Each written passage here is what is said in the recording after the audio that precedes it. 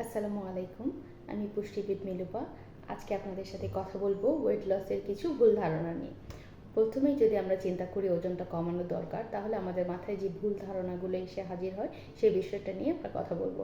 ১ নম্বরে যদি বলি যে ওয়েট লস মানেই একদম খাবার খাওয়া বন্ধ করে দেওয়া না।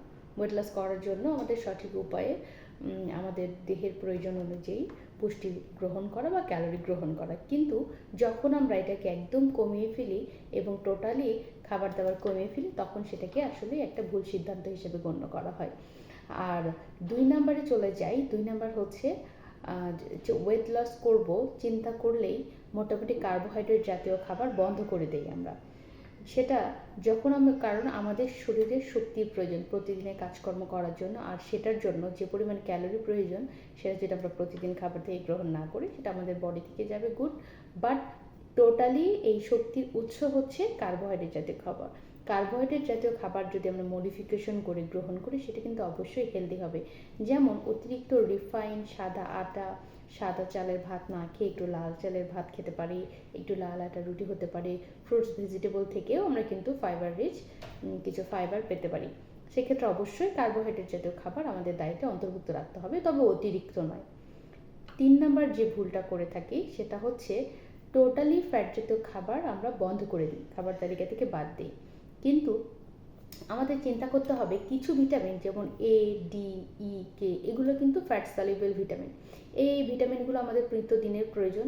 সে প্রতিদিনের এই ভিটামিনগুলো যদি আমরা ঠিকমতো ইনটেক করি আর মোটামুটি ফ্যাট জাতীয় খাবার বন্ধ করে দিই, অ্যাকচুয়ালি এটা কিন্তু অ্যাবজর্পশন ঠিকমতো হবে না।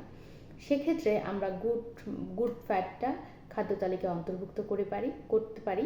সেক্ষেত্রে আমি বলবো কিছু বাদাম জাতীয়, বীজি জাতীয় খাবার, অলিভ অয়েল, এগুলো প্রতিদিনের খাদ্য তালিকায় আমাদের রাখা উচিত।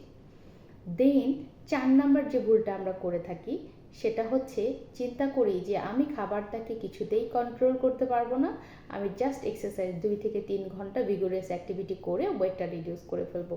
এটা টোটালি একটা ভুল ধারণা। কারণ ওয়েট লস একটা টোটাল ওভারঅল একটা প্যাকেজের মতো যদি আমি চিন্তা করি, এখানে যেমন একটা হেলদি একটা ব্যালেন্স ডায়েট খাদ্য তালিকা মেনটেন করতে হবে, ২ নম্বর একটা এক্সারসাইজ প্যাটার্ন মেনটেন করতে হবে, তেমনি একটা হেলদি লাইফস্টাইল মেনটেন করতে হবে, ওভারঅল একটা প্যাকেজ। সেক্ষেত্রে অবশ্যই শুধু ডায়েট এবং অবশ্যই শুধু অ্যাক্টিভিটির উপর নির্ভর করলে চলবে না। দেন আমি চলে যাই ৫ নাম্বার অপশনে। ৫ নাম্বার অপশন হচ্ছে একটা ব্যালেন্স ডায়েট গ্রহণ করা, যেখানে শুধুমাত্র ফ্রুটস ভেজিটেবলস খেয়ে যেমন আপনি মানে ডায়েটটা করবেন না বা খাদ্য তালিকা এভাবে মেনটেন করবেন না, বা শুধুমাত্র প্রোটিন জাতীয় খাবার খাবেন না। ওভারঅল ৬টা যে খাদ্যের গ্রুপ আছে সেটা গ্রুপ থেকে আপনি খাবার গ্রহণ করবেন। আর এভাবেই কিন্তু একটা হেলদি ওয়েতে স্বাস্থ্যকর উপায়ে ওজন কমানো সম্ভব। ৬ নাম্বার যে টিপস, আমরা ৬ নাম্বারে চলে যাই বা ভুল ধারণা বলতে পারি, সেটা হচ্ছে যে আমি যে কোনো একটা বডির একটা ফিগার কারেকশন, যে কোনো একটা স্পট রিডাকশন করবো। যেমন কারো দেখবেন ওভারওয়েট, কিন্তু উনি এটা নিয়ে চিন্তিত না, উনি চিন্তিত ওনার আর্ম ফ্যাট রিডাকশন করতে হবে বা মানে ব্যাকের যে ফ্যাটটা সেটা রিডাকশন করতে হবে, অথবা ম্যাক্সিমাম যেটা নিচ্ছি অনলি টার্ম। হ্যাঁ, অফকোর্স আমি হচ্ছে সেন্ট্রাল ওবেসিটিটাকেই আমরা বলি যে ওভারঅল ওবেসিটিটাকে কন্ট্রোল করার জন্য, কিন্তু ওভারঅল যে কোনো এরিয়া কারেকশন এটা যেমন ওয়েট লসের মূল মন্ত্র নয়।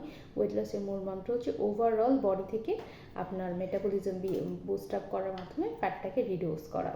তো এই কয়েকটা জিনিস অবশ্যই আমাদের খেয়াল রাখতে হবে যে এই ভুল ধারণাগুলো যদি আমরা ওয়েট রিডিউস জার্নিতে না করে থাকি, সেটা আমাদের জন্য হেলদি হবে।